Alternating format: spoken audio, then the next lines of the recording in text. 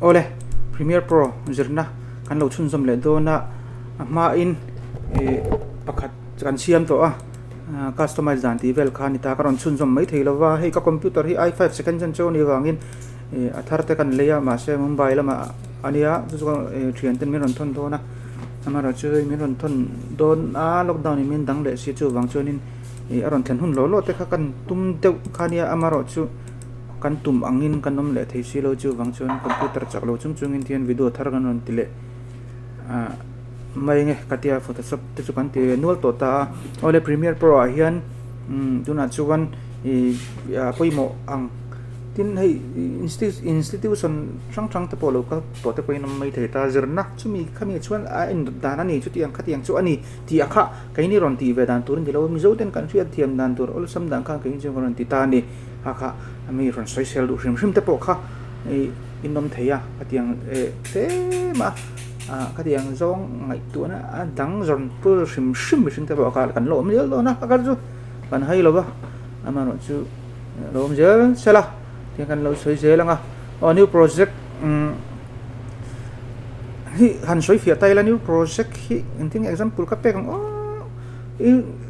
internet in hun angin soi tai la in hun kan lo lei ta ni thing tlang ma ai zo la ma thing in hun kan lo lei ta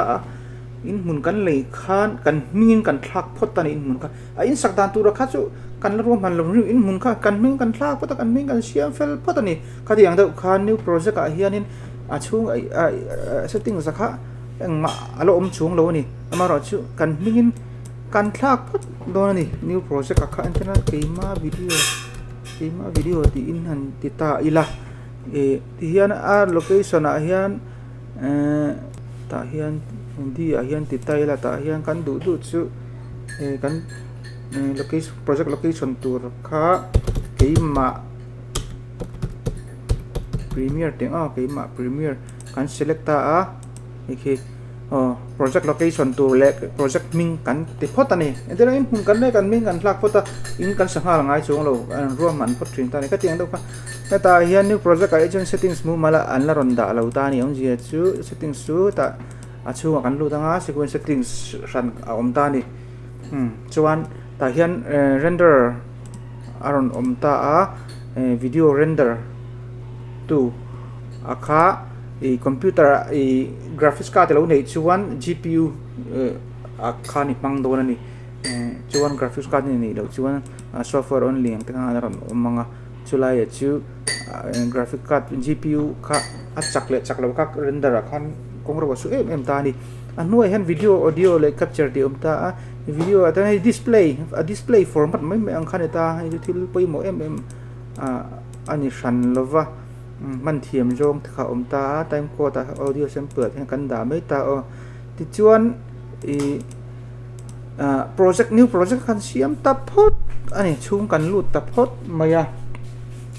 na khoi ngai lo ta le la khoi photo tan project kan siam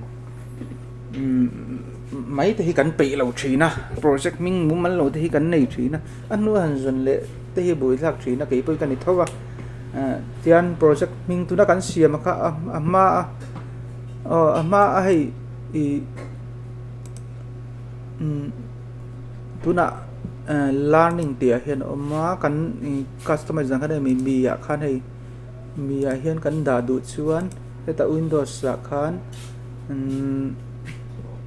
project keima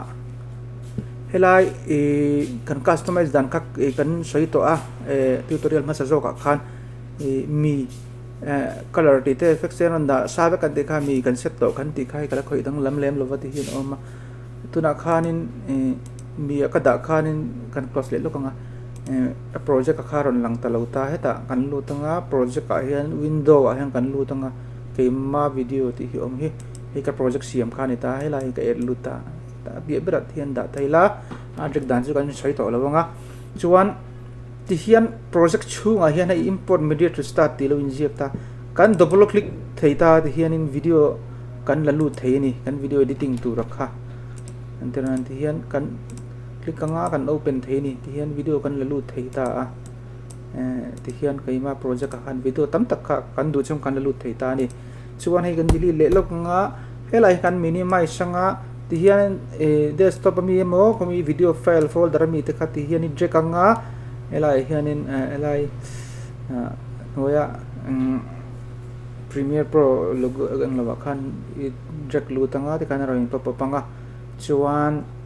project ka mo timeline apo hian direct thaini timeline ai direct chuan achung setting sakha khoi lovin nangma video drag lu setting sakha automatic in aron in set sa don ta ni amji chu hemi video I lo lak na emo camera settings lo khoi na angkha settings timeline na direct ai drag lu top chuanin setting som sa kha aring ngal vak don ta ni kha I tam tak chung kan du lo watin du lo te po an mga tin settings dang lam dang do lek angkha ron hmang du te kha kanom thei ta chuan tuna hei sequence akan lu tanga chung khi kan enanga sequence settings ti khi achung video set dan tur kha alo ni ta ni in huni le uleya ini sadon ta ni ro man nei siam ta khati ang khan sequence settings kha enting kan siam ang kan ti chon he blank vek ta settings alo lo ta file la kan lu tak new wa hian sequence control n ta ni control n apo ta ni click thei thowa chuan he lai nu ai hian ei new item ti kan click nga chung bera hen sequence ti lo ta ti hian sequence settings su alo lu thei ta ni tin ne kan soi le lo ka ngana ni ching khan hei project kan siam to kha project a hian ei project thar po siam le thei ni ma se project siam ba kha achul na om lo wa pakat project siam ton tok mai hei project ani ta an dirnan tuna project thar lo siam le ta ni ki project ki pani om da chul na om san lo wa a chul na te po in lo alo om ni chuan alo om thei ta ma ro chu ti video pakhat edit nan chuanin project pakhat hi tok mai kan close sanga chuan video kha adang te po kan la lut thei ani khan kan edit tur kha chuan sequence settings alo om lo ta control n kan ti to kha control n hi apoi mo ani ta hian ama separa hian sequence presets di lo om ta ni zia chu preset hi chu Premiere Pro aron om sa ho settings ron om sa ni ta hi kan click ari ti te kan click ta 1080 te lo om ta kan click helai preset description ti lo om ta general ti te hei kan click anga 23 hei adang lam zel ni settings sila 0 and ula adang lam zel ta ti khan settings siam sa sequence settings siam sa kha tam takaron chom ta ni ange siam thiam lo tan le du big nei tan khan anon siam sa vek ta ni ole tuna chuan apia chen settings om ta ni ke maning kan siam ve thei ta ni ke maning kan siam dan tur kha olum dum kan enanga editing mode lom ta ni ta hian ni editing mode a hen chi sang du than tur oma ke chuan custom a hen ka da mai thina ka du anga nge heta nge du than tur tam tak oma ni te ang DSLR ti te po oma o ka chun maning kan li lo min bi sau ve to me custom ka da chuan heta hianin time base a hian frame sang oma kan man tlang lon ber 23.976 24 ata po kha khoi lai polo ni ta se kan du ang kan thlang to mai don ta ni chuan hoi hian frame size oma full HD 1920 1080 akada ta ani chuan anoi hianin pixel aspect ratio ti om ta chi sang du than tur oma aspect ratio chungchang kha chu amai kan lo sei fiat to kha photoshop vel khanin lo len lo chon lo en mai ula chuan ta hian upper fill lower fill ti to ma no fill ta hian kan da anga don display format a hian 23.976 ka da ta sample rate audio hi audio ve thungani ta ya hi chuan 48000 hi man tlang lon berle acha ania chuan display format om le tani chuan hoi hianin view video previews kan preview na tur kha anita chi sang sang thlan tur ma hi GoPro Cineform ti te hi alar pol anita empe ka kan danga chuan ta hianin kan preview ni size ka dule kan ti te thei ta ni chuan hian ti te lewin da taila maximum bit te render quality te kha maximum a kan da thei bok ta a chuan ti hian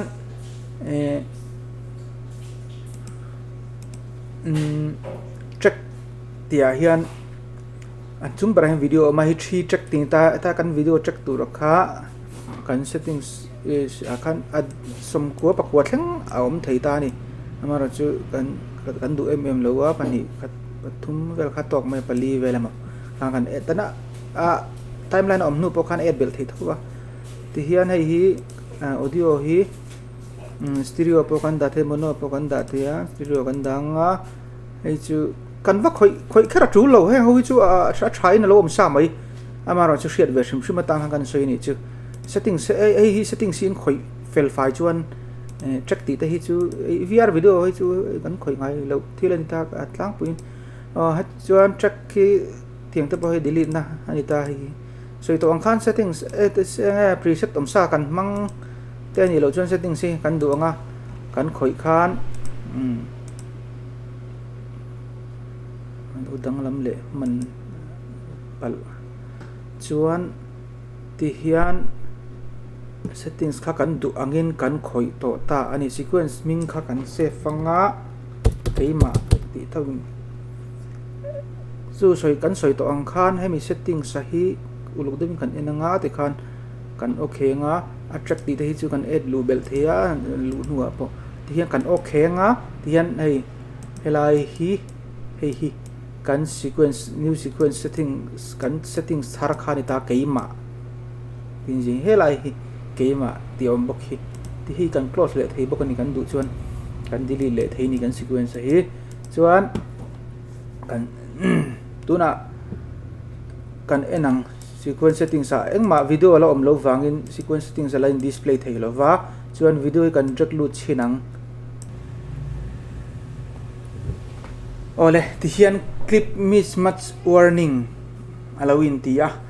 chuan hemi lo in ti na chan chu keep existing settings ti a hi chuan am zia chu hemi kan video jack lu akha kan video jack lu kha a settings kan video camera kan settings mo ama settings lo om sa mo kha kan mang zui zel du ni chuan keep existing hian kan click anga chuan tuna kan sequence settings kha kan mang do na ni chuan change sequence settings kan lutang let's change sequence settings kan lutanga tuna kan sequence settings custom hai tuna ka settings zo cheka kan lo mang don ta ni ki pani ka chuan hemi a video kha kan hriat pol alduk mai nia kha a video kha kaneng lo thei ta ni a video settings kha kan ring le thei ta ni ola tuna chuan hei keima tia khan hei ka settings sequence settings khan om tawanga ko video kan mu tawanga yen kan da lu ta ni chuan hei hi ka video edit to sania chuan sequence settings kan lu ta hei tuna kan settings sakha ti hian kan du chen kan khoi dang lam le thei tho boka ola ti hian ajak lu dan le settings khoi dan kha kan thiam to ta heta tang sequence settings boka a khoi thei kan ti to kha ai tang hian kan khoi thei ka chuan tuna hian video kan la lu ta a chuan kan video lak lu a hi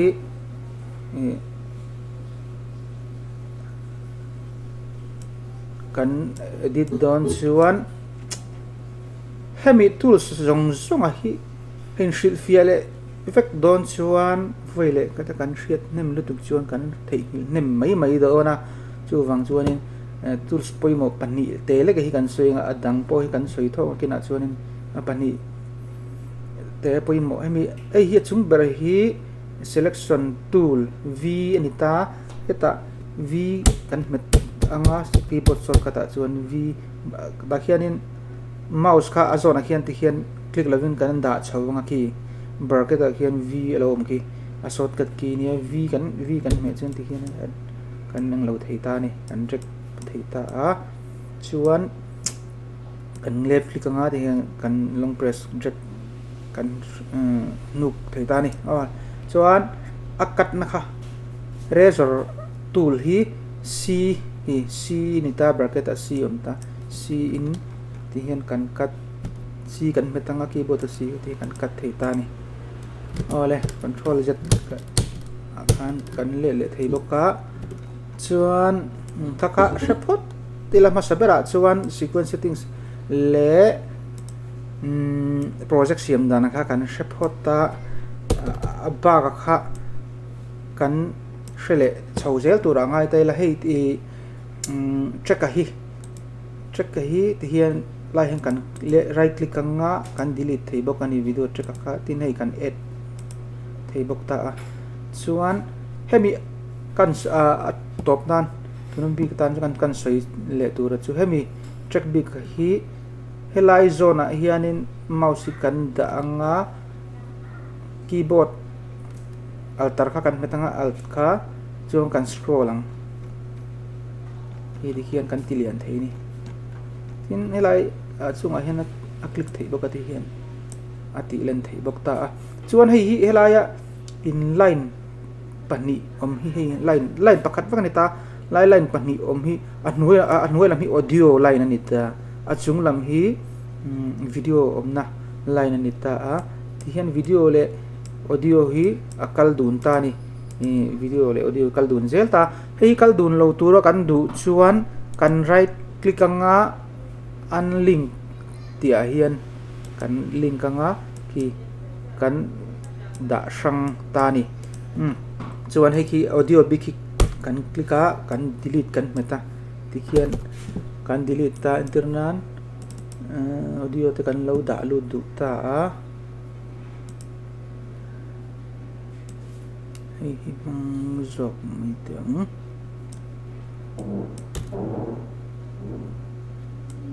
Seeing monsters out your window, you pretend though you don't have to play a hero. 'Cause I got you like you got me. When the earth shakes, when the rocks break. ti hian ei audio ni ta soi chuwa kan soi to ang kan ti hian in audio line audio to kha ati len thei ta chuan hei hi apo kol dan kha chu kan hra tonga chuan helai hian in audio kha kan cut du chuan kan cut to du na la khan c kan meta ti kan click ka v kan met le kan delete ta ni kha kan ang lo dan chu atlang pui atira kan video editing ti turina kan lua kan ti ma sakber tlang puya kha anita chuan an next zel kha tuna kan ma bak chi tang khanin next sa kan ti lenga chan chu ni nom lama to local the kha ka lo zero putula chuan heng ne wa hi ati te ne wa hi kan sai rei lo wang kina LUT color lookup table siam dan te le color grade dan te s look man dan te khatiang te kha kan ti chho do na ni ei lockdown chu hian engam zat chu ro ti chho man le chu bei sei tai la te hian export dan ve ka chu kan zir hri lo me weina tan chu kan du tok photang